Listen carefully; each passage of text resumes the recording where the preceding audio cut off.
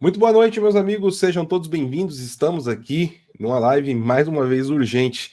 Como vocês sabem, quando nós colocamos urgente no PH Vox é porque de fato a situação é cada vez mais crítica e vai aí se agravando no que diz respeito à Venezuela.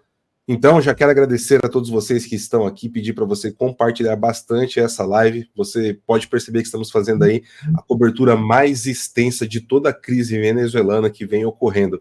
Estamos aqui para trazer mais uma novidade, então deixa o seu like, compartilhe, né, envie aí nas suas redes sociais, que hoje nós trataremos aqui sobre a declaração que os Estados Unidos acaba de soltar, declarando Edmundo Gonçalves Urrutia como o vencedor das eleições venezuelanas.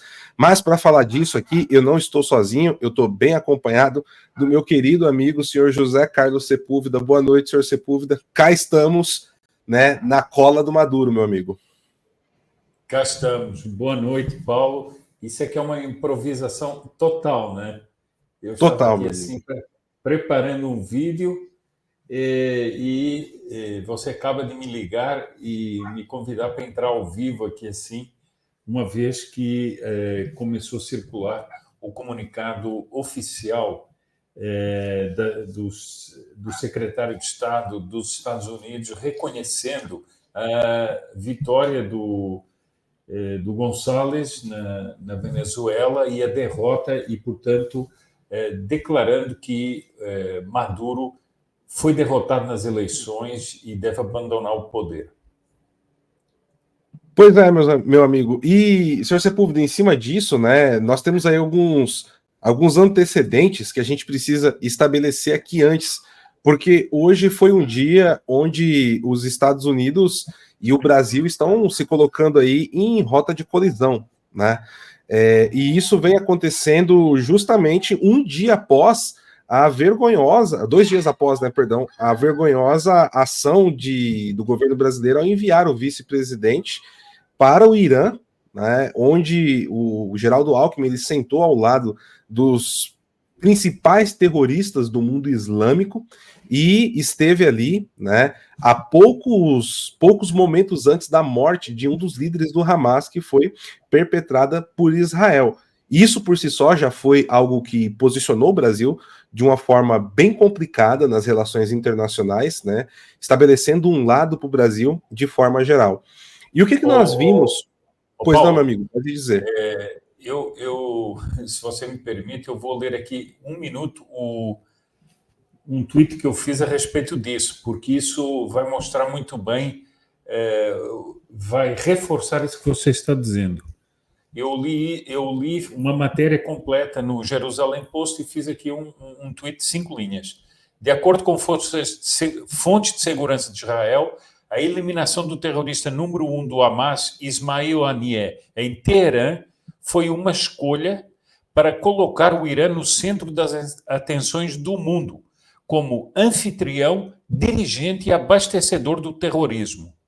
Lá estava o vice-presidente do Brasil. Exatamente. E, além disso... Quer dizer, não sei se você, o que isso quer dizer. Ele estava na primeira fila com todos os promotores do terrorismo e eliminaram um deles para chamar a atenção. Aqui está o centro da promoção do terrorismo internacional. O vice-presidente estava lá.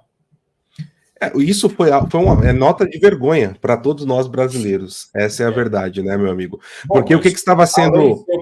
Além de ser uma nota de vergonha, é uma coisa super perigosa, né? Do ponto de vista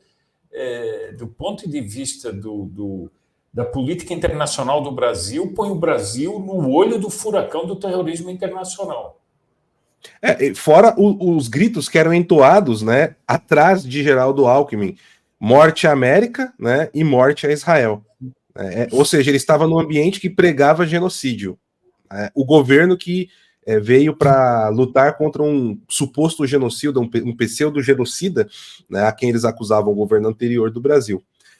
E, senhor Sepúlveda, nós tivemos também uma reunião entre Joe Biden e Luiz Inácio Lula da Silva anteontem, e essa reunião ela foi divulgada, né, algumas horas antes de acontecer, foi feita por telefone, e a primeira declaração que Luiz Inácio Lula da Silva deu logo após essa reunião foi de que não, tudo na Venezuela está acontecendo, né, dentro do previsto, né, o ambiente é de paz e só precisa agora tomar cuidado com as convulsões sociais.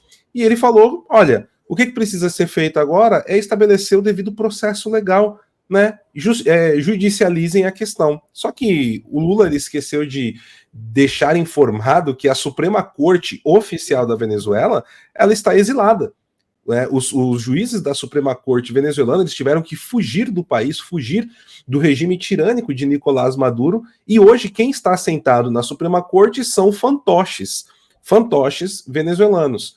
E aqui eu até convido para quem está chegando agora e não viu a entrevista que eu fiz com o refugiado venezuelano Roderick Navarro nessa tarde, vale muito a pena. Ele que tem atuado junto também, né, a organização aqui no Brasil dos venezuelanos, né, e tem diversas informações sobre como a oposição está trabalhando. Você vai ter uma entrevista aí completa e muito rica de conteúdo, né? Aconteceu agora à tarde, está nos perfis do PH Vox, no meu, no X e também no nosso canal aqui no YouTube.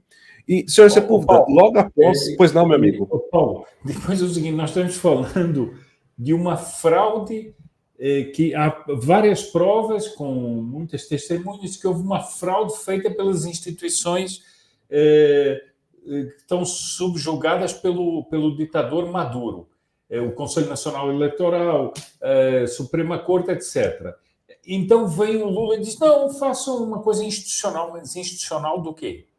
De uma ditadura? E de uma ditadura que não respeitou nenhum acordo feito até agora?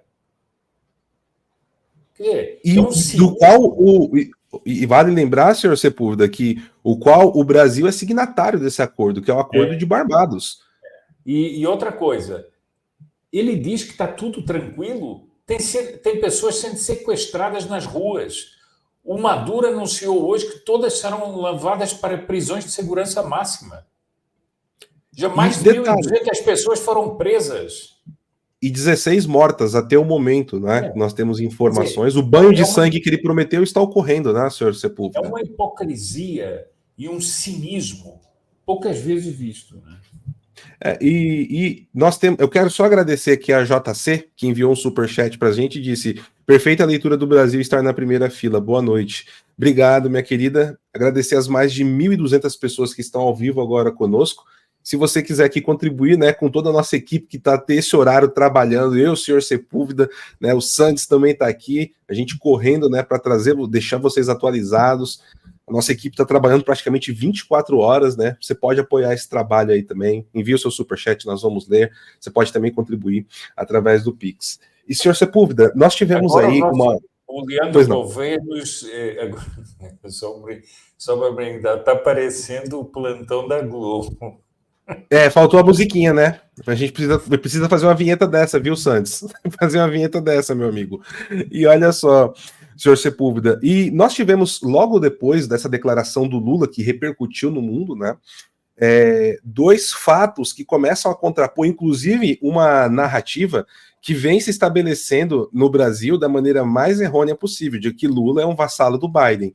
E está se mostrando justamente o que nós estamos falando o tempo inteiro aqui, né, senhor Sepúlveda, há mais de um ano, que o Lula, ele usa uma estratégia de ir cozinhando o governo americano e as potências ocidentais justamente para avançar com o projeto totalitário do Foro de São Paulo, que é o mesmo jogo duplo que ele sempre fez, né? Desde o final dos anos 80, desde a sua primeira eleição presidencial, isso foi feito pelo senhor Luiz Inácio Lula da Silva. E os Estados Unidos, logo em seguida, soltou uma nota, né, declarando justamente o oposto do que foi dito na conversa, e do que o próprio Lula também disse. Né, a Secretaria de Estado americano então veio a público e falou que o Nicolás Maduro precisava apresentar em caráter de urgência todas essas atas e que era necessário ter uma auditoria clara e transparente da eleição, o que foi o antônimo do que o senhor Luiz Inácio Lula da Silva havia publicado até então. E hoje nós tivemos uma declaração conjunta de 3 países, México, que ainda está sob a presidência de Manuel López Obrador, Gustavo Petro, da Colômbia, e Luiz Inácio Lula da Silva, do Brasil. E uma nota que contrapõe outras forças e outras lideranças da América Latina, como a República Dominicana, a Costa Rica, o Equador, o Uruguai e a Argentina, que também declararam ali e reconheceram, né, Edmundo Gonçalves Urrutia como o vencedor das eleições. E esse polo vai se abrindo cada vez mais. E a saber aqui, né, isso é importante de frisar, os principais países que hoje compõem o Foro de São Paulo, ao lado da Venezuela e de Cuba, foram os que assinaram a nota que eu vou ler a seguir. Ou seja, Colômbia, Brasil e México. Abre aspas aqui para a nota que foi publicada no site do Ministério das Relações Exteriores. Os governos do Brasil, Colômbia e México felicitamos e expressamos nossa solidariedade com o povo venezuelano, que compareceu massivamente às urnas em 28 de julho para definir seu próprio futuro. Acompanhamos com muita atenção o processo de escrutínio dos votos e fazemos um chamado às autoridades eleitorais da Venezuela para que avancem de forma expedida e divulguem publicamente os dados desagregados por mesa de votação. A controvérsia sobre o processo eleitoral deve ser dirimida pela via institucional, reforçando o que o Lula falou, né? O princípio fundamental... Pois não, senhor. Mais uma vez só, por via institucional do que se o Maduro não respeitou nada, inviabilizou a candidatura, sequestrou pessoas, no processo eleitoral fechou órgãos de imprensa, atacou órgãos de imprensa, fechou sites... Ele não respeitou, mas que via institucional. O sujeito que usou a violência para sequestrar pessoas durante a campanha eleitoral, que inviabilizou, prendeu vários candidatos. Via institucional do quê? Isso é uma hipocrisia tremenda. E é a chancelar uma ditadura, como algo institucional. Claro. Né? O princípio fundamental da soberania popular deve ser respeitado mediante a verificação imparcial dos resultados. Ou seja, senhor Sepúlveda, toda a verificação que foi feita e o trabalho que foi feito, repito, o Roderico Navarro explicou em detalhes hoje aqui, vejam lá a entrevista com ele, pessoal, ela é parcial. Mas o órgão que, sabidamente, é controlado pelo regime do Nicolás Maduro, esse é imparcial, né? É importante frisar isso, agradecendo mais de 2.000 pessoas agora ao vivo conosco. Nesse contexto, fazemos um chamado aos atores políticos e sociais a exercerem a máxima cautela e contenção em suas manifestações e eventos públicos, a fim de evitar uma escalada de episódios violentos. Manter a paz social. Paulo, desculpa. Não? Essa frase é outra frase hipócrita. Porque aqui diz o seguinte: chamamos aos atores políticos e sociais a exercer a máxima cautela e contenção. Então, quer dizer, quem tem que exercer a máxima contenção é quem não aceita a fraude eleitoral, porque está convocando manifestações e está acusando a oposição indiretamente de ser violenta. Quando nós estamos vendo sequestros nas ruas, prisões arbitrárias, etc. Então, esse comunicado é a cara da hipocrisia de uma pessoa chamada Celso Amorim. Sim. E no melhor estilo, Marco Aurélio Garcia, o finado, né, senhor Sepúlveda? Exato. Continuando aqui, manter a paz social e proteger vidas humanas devem ser a preocupação prioritária neste momento. Seria um bom momento para apontar as 16 mortes, né, que o regime de Maduro já promoveu. Os 16 assassinatos. Então, quer dizer, mas para proteger vidas humanas tem que denunciar a ditadura que está matando. Que eu saiba, os opositores não mataram ninguém. Paulo, isso é uma coleção de hipocrisias, uma somada à outra, né? Perfeitamente, meu amigo. E aqui, finalizando, que esta seja uma oportunidade para expressar novamente nosso absoluto respeito pela soberania da vontade do povo da Venezuela. Reiteramos nossa disposição para apoiar os esforços de diálogo e busca de acordos que beneficiem o povo venezuelano. Paulo, eu não posso, desculpa, não dá para não comentar isso aqui. A busca do diálogo que o senhor Celso Amorim promoveu com os acordos de Barbados, que ele ajudou a não cumprir os acordos de Barbados, fazendo vistas grossas para todas as violações e busca de acordos. É um cinismo. Quer dizer, ele promoveu um acordo que não foi cumprido em nome do diálogo. Em nome do diálogo. Fez acordos que não foram cumpridos. E agora vem o Brasil e pede. Não, temos que fazer esforços de diálogo em busca de acordos. Acordos do quê? Sendo que nenhum acordo foi cumprido. Claro, mas acordo do quê? O acordo para dizer que as eleições não foram fraudadas? É uma coisa inacreditável, Paulo. E senhor Sepúlveda, é simplesmente nojento. Vale lembrar que a sede onde iniciou-se o Acordo de Barbados, obviamente foi assinado, né, no arquipélago de Barbados, mas toda a discussão, o início e as principais reuniões aconteceram por intermédio da Noruega no México, que também assina essa nota. É bom lembrar isso. E aqui fala dos acordos. E por que o governo brasileiro não fez uma cobrança, aqui já que ele está falando de acordos, de seguir acordos, por que não temos aqui a citação do Acordo de Barbados, que foi o que possibilitou essa eleição ser realizada na Venezuela? É uma outra dúvida que fica aqui. Né? Mas nós não vemos a mídia brasileira sequer falar do Acordo de Barbados, senhor Sepúlveda. Eu não vi em nenhum veículo da grande mídia falar sobre o Acordo de Barbados até agora, do qual o Brasil é fiador e signatário. Nós não temos isso. Né? Eu não sei se... Pronto, eu quero, digamos assim, eu não sei se só assinaram o acordo as duas partes, ou seja, a oposição e a ditadura, e os outros são todos fiadores, ou se na realidade todos assinaram o acordo ou não. Mas isso é independente. O Brasil era um dos principais fiadores desse acordo. Perfeito. E aí, senhor Sepúlveda, eu preciso dar um outro contexto antes de ler aqui a nota que o governo americano publicou agora há pouco. Por quê? Nós tivemos a apuração de em torno de 81% das mesas eleitorais, como é chamada lá na Venezuela, ou seja, as sessões eleitorais, como nós chamamos aqui no Brasil. E isso foi feito através de um processo profundo que hoje, no Roderick, novamente, eu falo aqui da entrevista, que foi excelente, né? O Roderick explicou em detalhes como isso foi feito, planejado, para ter uma lisura e que pegou o regime de Nicolás Maduro, no bom português, de calça curta. E com isso, eles fizeram um website com todas as atas eleitorais lá disponibilizadas, digitalizadas e assinadas, meus amigos, assinadas pelos funcionários, pelos mesários, né, que trabalharam ali na eleição.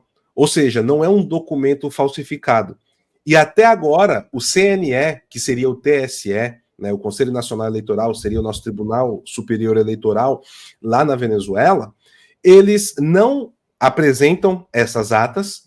Eles alegam que sofreram um ataque hacker, por isso não é possível continuar com a apuração dos votos, e isso teria encerrado aí em torno de 81%, veja só o número batendo, e que o Maduro já estava matematicamente eleito. Só que os números oficiais mostram exatamente o contrário.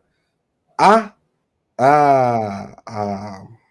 oposição, né? A oposição teria vencido a eleição com 73 e alguns quebradinhos por cento dos votos. E mesmo que o Maduro levasse 100% dos votos que não foram apurados, das atas que não conseguiram apurar, inclusive um dos fiscais da oposição foi assassinado numa sessão eleitoral no domingo à noite, nós mostramos isso daqui, nós teríamos aí o Edmundo Gonçalves Urrutia como presidente.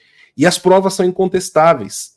Existem, não são fotos, né, são scans de fato de todas as atas, separado. O site, senhor Sepúlveda, eu consultei ele hoje, ele é muito bem estruturado.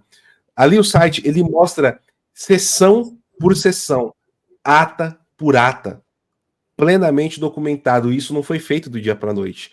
A oposição venezuelana deu literalmente a volta no regime do Nicolás Maduro. E toda essa documentação foi apresentada para o mundo através desse website. Inclusive, o presidente da Argentina, Javier Milei, publicou, né, esse material.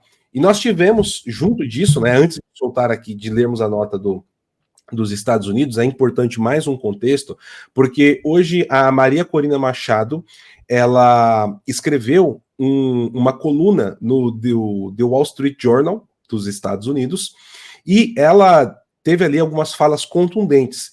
Ela começa dizendo que ela escreve aquele material temendo pela vida dela, dos companheiros políticos dela e da própria família. E ela fala que o trabalho que eles tinham que fazer enquanto oposição na Venezuela foi feito, que era conseguir provar como o regime chavista vinha fraudando eleições ao longo das décadas. Lembrando que já são 25 anos de ditadura chavista na Venezuela. E esse apelo que ela fez foi: nossa parte nós fizemos, o povo está nas ruas. Agora, cabe aos organismos internacionais fazer algo. Esse foi o tom da nota dela como um todo. Não sei se o senhor quer comentar algo sobre isso, senhor Sepúlveda. Não, eu acho que está perfeita essa, porque é preciso entender com base no que os Estados Unidos estão dizendo isso também. Quer dizer, não é uma afirmação gratuita. As coisas têm QR Code, tem tudo para identificação. Não é um papelzinho qualquer. Né? Muito bem. E aí, nós tivemos aqui, né, Só um minutinho. Santos, pode colocar no ar, tá bom, meu caro? Aí nós temos aqui a nota que foi assinada pelo Anthony Blinken, que é o secretário de Estado americano, que seria o mesmo que o chanceler aqui no Brasil, né? Avaliando os resultados das eleições presidenciais da Venezuela. Os Estados Unidos aplaudem o povo venezuelano por sua participação na eleição presidencial de 28 de julho, apesar dos desafios significativos. Pelo menos 12 milhões de venezuelanos foram pacificamente às urnas e exerceram um dos direitos mais poderosos dados às pessoas em qualquer democracia: o direito ao voto. Infelizmente, o processamento desses votos e o anúncio dos resultados pelo Conselho Nacional Eleitoral, o CNE, controlados por Maduro, foram profundamente falhos, produzindo resultado anunciado que não representa a vontade do povo venezuelano. A rápida declaração do CNE de Nicolás Maduro como vencedor, essa frase aqui, ela tem um peso diplomático muito grande, né, senhor Sepúlveda? Olha aqui, ó. A rápida declaração do CNE de Nicolás Maduro. Sim. Isso aqui é uma acusação de corrupção, né? Como vencedor da eleição presidencial, veio sem nenhuma evidência de apoio. A CNE ainda não publicou dados desagregados ou qualquer uma das folhas de contagem dos votos, apesar dos repetidos apelos dos venezuelanos e da comunidade internacional para fazê-lo. Como relatou a missão de observação independente do Carter Center, a falha da CNE em fornecer os resultados oficiais em nível de distrito, bem como irregularidades ao longo do processo, despojaram o resultado anunciado pela CNE de qualquer credibilidade. Uma informação importante, senhor Sepúlveda, que o Roderick deu aqui, né, para nós hoje na entrevista, é que o Carter Center desde sempre foi escolhido pelo regime venezuelano para ser um dos órgãos fiscalizadores. E dessa vez, a quantidade de provas de fraude que foi apresentada forçou o Carter Center a não chancelar o resultado eleitoral. E isso foi a primeira vez em mais de 20 anos. O Carter Center é conhecido, eu ia chamar a atenção disso, o Carter Center é conhecido por ser um órgão afinado com a esquerda internacional. Mas eles ficaram emparedados. Não é que eles não tinham como dizer outra coisa, né? Sim, sim. Pessoal, obrigado pelo envio do superchat de vocês. Nós vamos ler em seguida, tá bom? Enquanto isso, a oposição democrática publicou mais de 80% das folhas de contagem recebidas diretamente das sessões eleitorais em toda a Venezuela. Essas folhas de contagem indicam que Edmundo Gonçalves Urrutia recebeu o maior número de votos nesta eleição por uma margem intransponível. Observadores independentes corroboraram esses fatos, e esse resultado também foi apoiado por pesquisas de boca de urna no dia da eleição e contagens rápidas. Nos dias que se seguiram à eleição, consultamos amplamente parceiros e aliados em todo o mundo, e embora os países tenham adotado abordagens diferentes na resposta, nenhum concluiu que Nicolás Maduro recebeu o maior número de votos nesta eleição. Dadas as evidências esmagadoras, está claro para os Estados Unidos, e mais importante para o povo venezuelano, que Edmundo Gonçalves Urrutia obteve a maioria dos votos na eleição presidencial de 28 de julho na Venezuela. Além disso, os Estados Unidos rejeitam as alegações infundadas de Maduro contra os líderes da oposição. As ameaças de Maduro a seus representantes de prender lideranças da oposição, incluindo Edmundo Gonçalves e Maria Corina Machado, são uma tentativa antidemocrática de reprimir a participação política e manter o poder.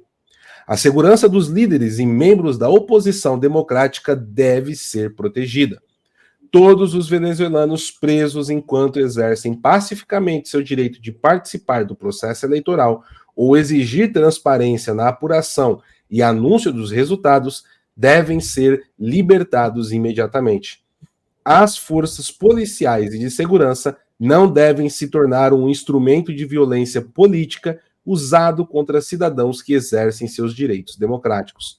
Parabenizamos Edmundo Gonçalves Urrutia por sua campanha bem-sucedida.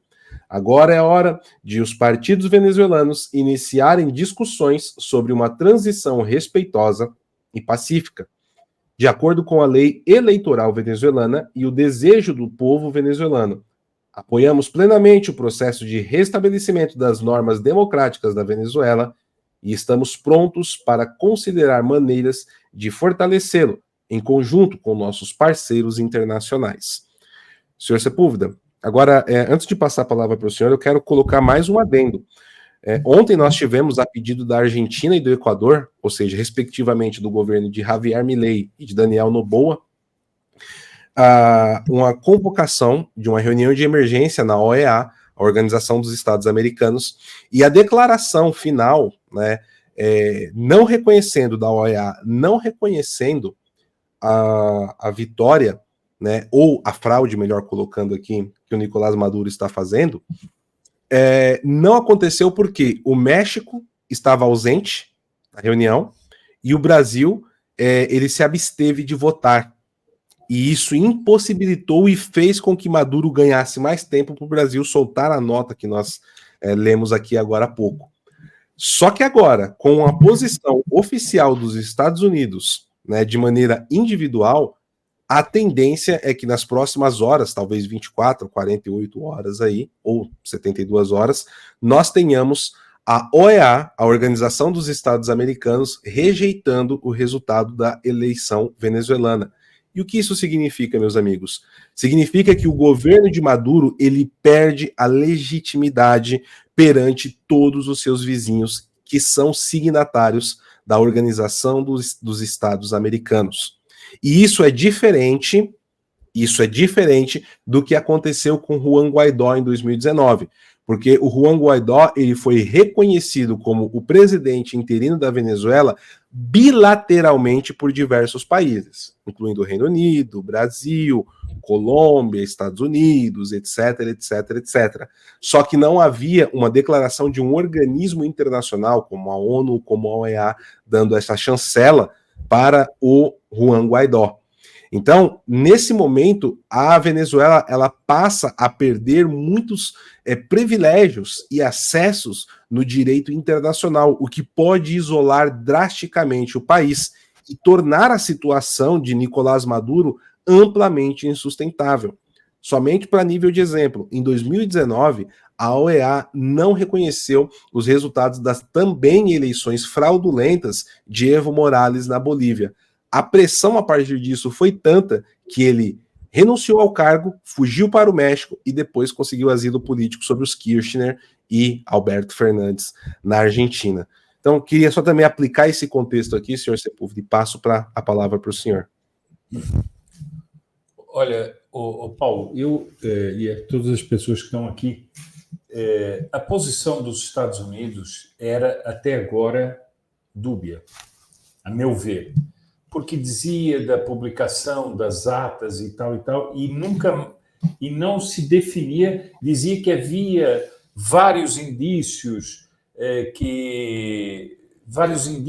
de que não correspondia à vontade dos venezuelanos, mas era dúbia. Nesse momento, com esse comunicado, os Estados Unidos assumem uma posição claríssima. Deixam o Brasil completamente isolado, não é?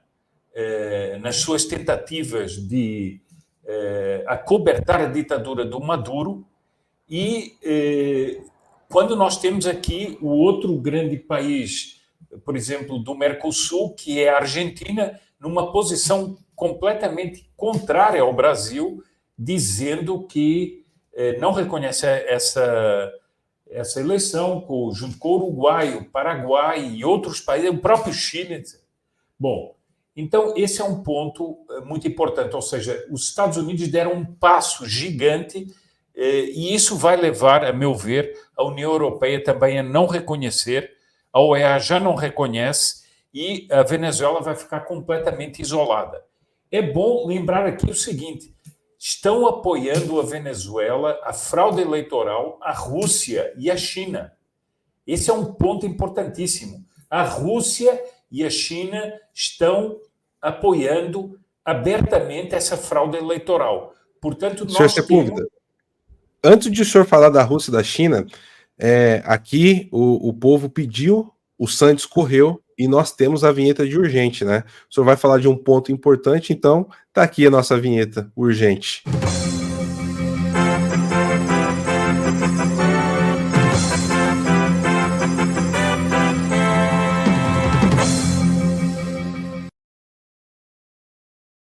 Pois não, senhor Sepúlveda. A equipe aqui é nota 10, meu amigo. O homem é rápido. O homem é rápido. Bom, agora, só uma coisa. Eu queria aqui chamar a atenção do seguinte.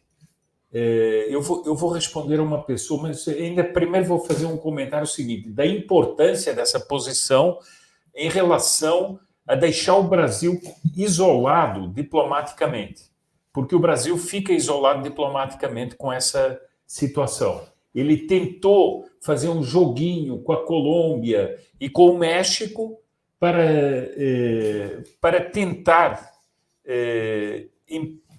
dar mais tempo ao Maduro, mas agora os Estados Unidos lançam esse comunicado. Só que os Estados Unidos dizem o seguinte, que é preciso começar o processo de transição do poder. Isso tem uma consequência. Sim. Os Estados Unidos vão apoiar esse processo de transição. Quais são os meios efetivos que eles vão usar? É preciso ver. Quais são os meios efetivos? Vão congelar, por exemplo, bens do Maduro no exterior? Vão congelar... Vai haver várias possibilidades. Ontem, o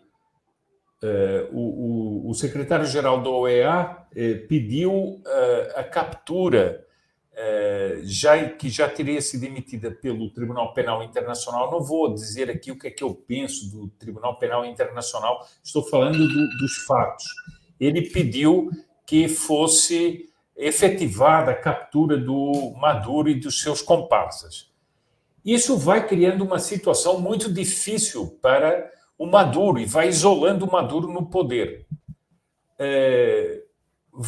Por exemplo, se houver sanções internacionais de proibição de negócios com a Venezuela, de bancos, com sanções a bancos internacionais, inclusive chineses, inclusive russos, como é que vai ficar? A coisa não é tão fácil assim. O Brasil vai continuar a ter relações comerciais se houver sanções taxativas, vai continuar a manter relações comerciais com o regime ditatorial da Venezuela, isso pode respingar aqui. Portanto, este comunicado abre um horizonte muito grande de consequências diplomáticas. Só que eu queria responder a uma pessoa que é Liliana Arruda. Ela escreveu um comentário. Eu não estou aqui respondendo para fazer uma discussão, não é isso. É porque, digamos, a apreciação que ela fez é uma apreciação muito... que parece muito lógica, mas não tem lógica nenhuma. Ela diz o seguinte: a elite global vai tirar o Maduro. Que elite global é que vai tirar o Maduro? A elite global trabalhou para que o Maduro ficasse no poder. Essa é a realidade. Quem é que organizou essa eleição na Venezuela? Os grandes culpados foram os Estados Unidos, o governo do Biden e da Kamala Harris. É isso que o Trump está acusando. Eles foram os responsáveis por tudo o que está acontecendo na Venezuela. Só que qual era a ideia do Biden e da Kamala Harris? Mas, sobretudo, do Biden. Qual era a ideia deles?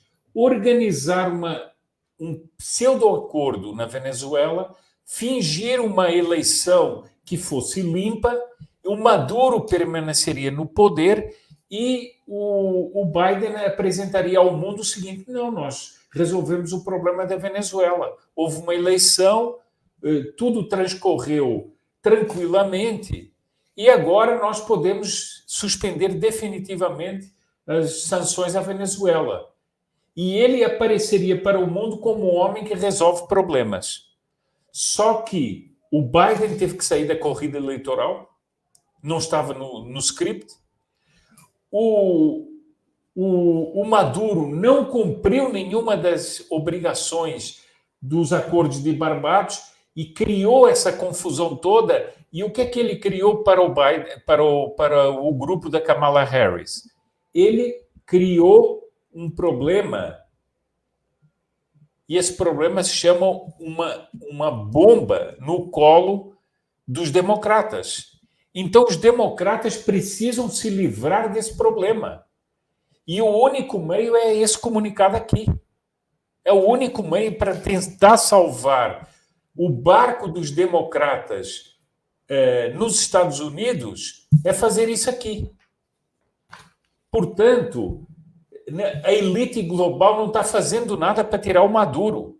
Eles estão diante de um problema que eles criaram e eles estão tentando se desenvencilhar desse problema. Porque o apagar das luzes de uma administração que começou com o Afeganistão completamente atrapalhada e termina com a Venezuela da mesma forma atrapalhada. Da mesma forma. E mais, essa elite global é que trabalhou para colocar Lula no poder e Maduro mantê-lo no poder. Portanto, agora, quando eles estão rompendo uma relação diplomática, ou pelo menos isolando aquele que eles puseram no poder como Lula, eles estão com mais um problema que eles criaram para si mesmos.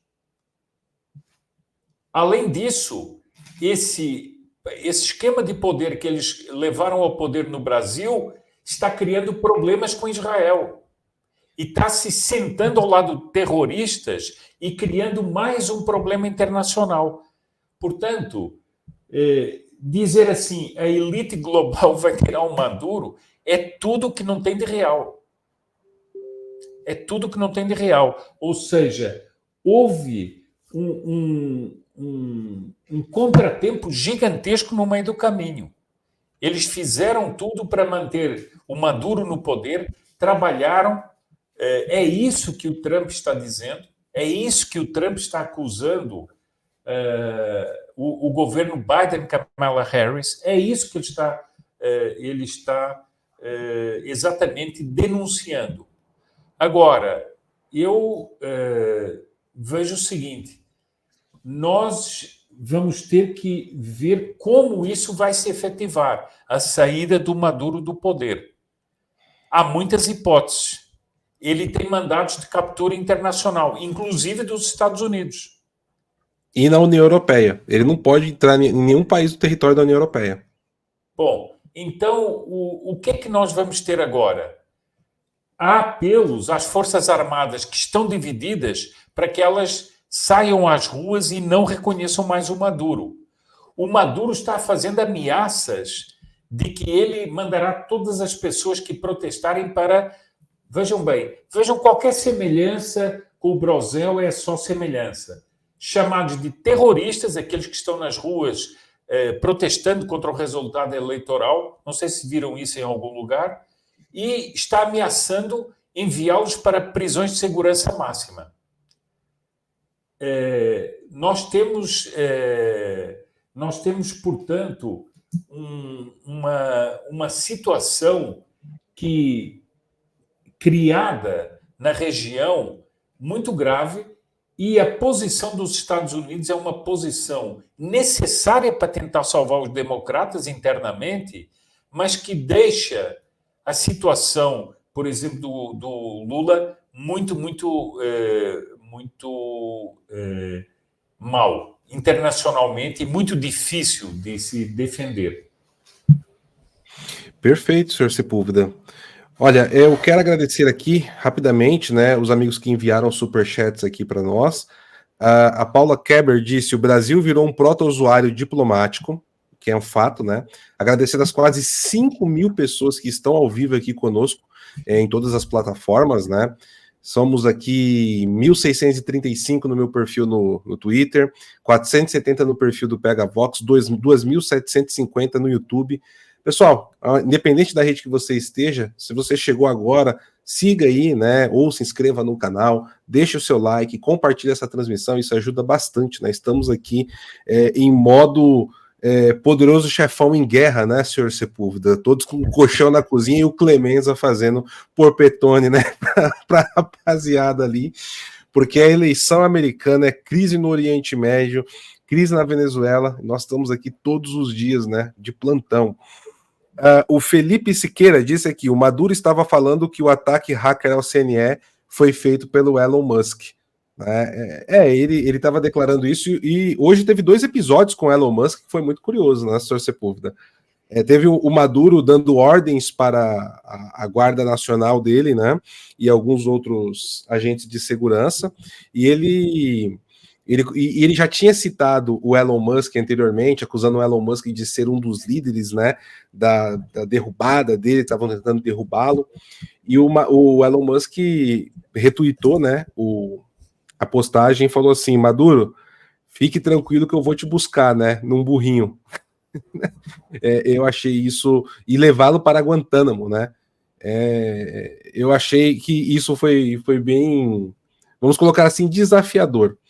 Agora, teve um outro ponto que está circulando aí nas redes agora à noite, que o Nicolás Maduro, ou o perfil dele, teria bloqueado o perfil do Elon Musk, para que ele não visse mais as postagens, né, do Nicolás Maduro. Aí o Elon Musk, como dono do Twitter que foi lá e se desbloqueou. Só acredita nisso, senhor Sepúlveda? Isso é digno de piada já, né? O negócio tá virando várzea, né? Ditadura de cucaracha, né? Ditadura bananeira, né? Ai, meu Deus. A senhora Paula Keber mandou aqui outro superchat e disse: qualquer semelhança com o Brosel é mera coincidência, mas agora os Estados Unidos querem a queda do capeta. Boa, senhora Paula. O João Guimarães disse aqui: e o TSE brasileiro ficará exposto? Não, ele já ficou indignado e me mandou observadores, né, para a Venezuela. É o que a gente pode colocar, né? A JC disse aqui: nem Lula conseguirá salvar o companheiro. Resta nos saber se essa queda atrelará algo efetivo ao ladrão. Um golpe igual um episódio do Chaves. Olha, senhor Sepúlveda, um ponto interessante, né? Um ponto interessante que eu quero chamar a atenção aqui é que nós temos, né, uma situação onde a Globo News, né, eles colocaram o Javier Milei como chiliquento, né, como lacrador e etc., pelas posturas que ele teve, e o Brasil hoje está com a tutela da Embaixada da Argentina em Caracas.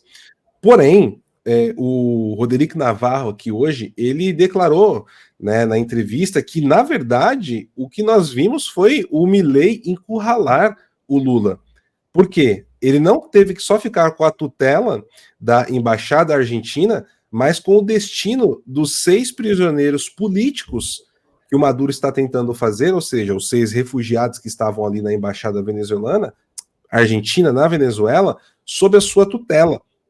E aí, o Lula vai entregar essas pessoas para o regime do Maduro? Como vai ficar a imagem do homem que quer a qualquer custo um prêmio Nobel da Paz? Outra pergunta, e foi uma posição que o Roderick Navarro colocou aqui, que eu achei uma ótica bem interessante de se observar o jogo diplomático também, não é, meu caro? Paulo, eu agora li um tweet e realmente não tinha pensado nisso. No momento em que os Estados Unidos reconhecem o Gonçalves como vencedor das eleições, ele passa a ter uma postura oficial internacionalmente presidente da Venezuela. Portanto, ele pode dar ordens executivas. E ele pode autorizar a DEA a cumprir o mandato de captura do Maduro, porque o Maduro passa a ser um cidadão comum. Ele não é mais o presidente da Venezuela. Já não era, mas ele não é mais o presidente da Venezuela. É uma possibilidade. Isso é uma possibilidade. Ou seja, ele ser capturado, ele mandar capturar o Maduro. Eu digo o seguinte, essa pergunta que foi feita é o seguinte, é claro que se o Maduro cair, isso vai ter consequências para o Lula e muito grandes. E o Lula, eu acho que o Lula está temendo essas consequências, seriamente. Sim. Porque existe mais um problema, Paulo. Se o Maduro tiver que sair do poder, ele vai vender cara a sua entrega. Senhor Sepúlveda, o Roderick, eu conversei com ele sobre o que poderia ser, né, essa transição, se teria uma nova eleição, o que aconteceria.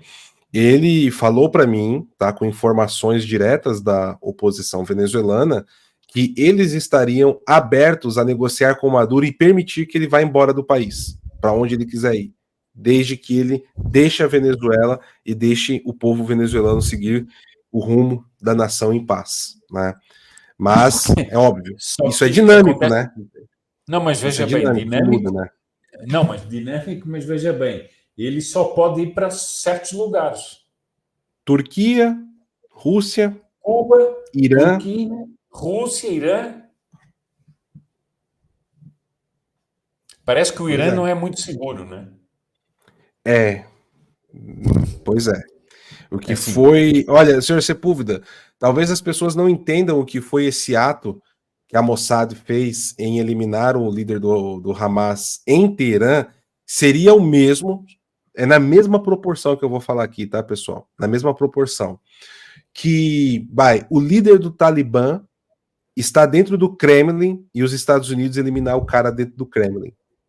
Uhum. É o mesmo peso, assim, é o mesmo peso, tá? O quanto que isso desmoraliza o regime iraniano, né? É uma desmoralização planejada e total. Quero agradecer aqui a senhora Sueli Sueco Sotoma, Heloísa Amorim Medeiros e o Emerson Venuto Magalhães também, que fizeram contribuições aqui com o nosso trabalho através do Pix. E ler aqui também o Rodrigo F. Carvalho, que mandou: o voto impresso da Venezuela ajudaria a adotarmos também? Olha, é muito parecido com o que estava sendo proposto em 2021 e 2022, e também que chegou a ser aprovado em 2016, né? E depois declarado inconstitucional, que era o voto, ele aparece, né, numa tela, impresso assim, né, presa por acrílico, a pessoa confere se o voto está certo, confirma, cai numa urna, né? E isso foi barrado no Brasil, foi declarado inconstitucional. Isso em 2015 foi aprovado no Congresso, em 2017 foi declarado inconstitucional. Tem até uma entrevista do Gilmar Mendes que se tornou controversa, ele falando, né, de que isso seria avanços e depois o próprio STF voltando atrás. Meu amigo, suas considerações finais, por favor. Paulo, eu acho que nós estamos diante de uma decisão do governo americano, né, do secretário de Estado americano, que, portanto, do governo americano, que é tentar livrar-se da bomba da Venezuela no processo eleitoral americano e também internacionalmente, porque não dá mais para sustentar a fraude eleitoral da Venezuela e do tirano Maduro, também porque a Rússia e a China estão encabeçando o contraponto na região, apoiando essa fraude do Maduro, e nós vamos ter nas próximas horas um desenrolar muito forte de acontecimentos diplomáticos e outros em relação a essa declaração dos Estados Unidos. Qual será a atitude do Itamaraty? Por exemplo. Pois é. A Paula Keber aqui mandou um superchat e disse: Make Maduro bus driver again. Né? Torne o Maduro motorista de ônibus novamente. Coitados motoristas de ônibus, né? Estão sendo aqui ofendidos, dona Paula. Não faça isso com eles, né?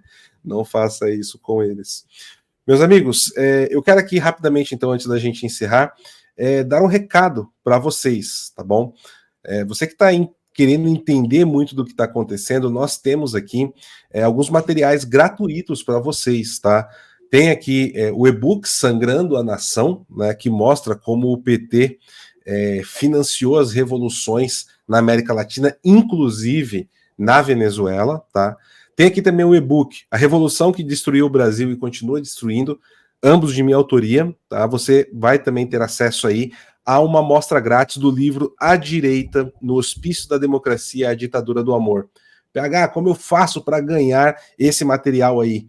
É muito fácil, é só você entrar no nosso canal do Telegram, tá bom? No nosso canal do Telegram, para quem entrar nele, ele é aberto, onde nós postamos notícias, alertas e tudo mais.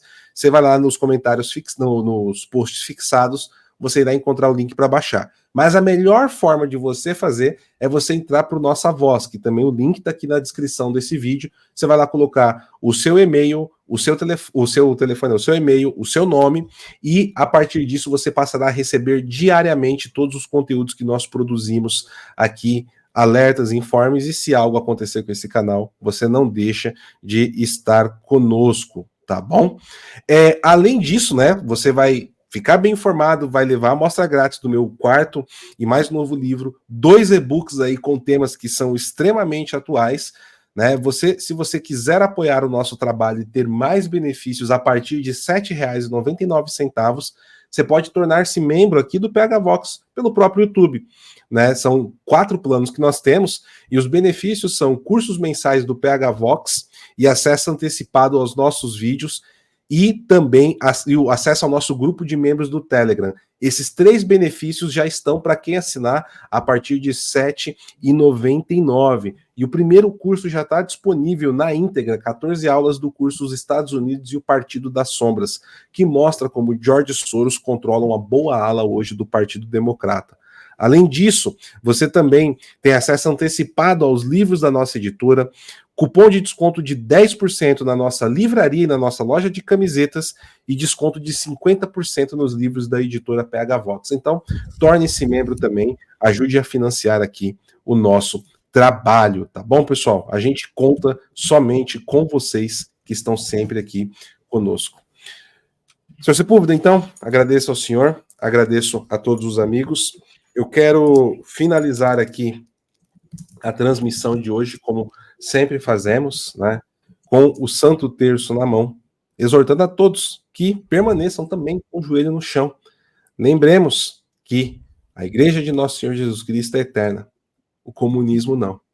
E Nicolás Maduro, assim como outros tiranos passaram, como Stalin passou, como Ceausescu passou, como Hugo Chávez passou, ele também passará, né?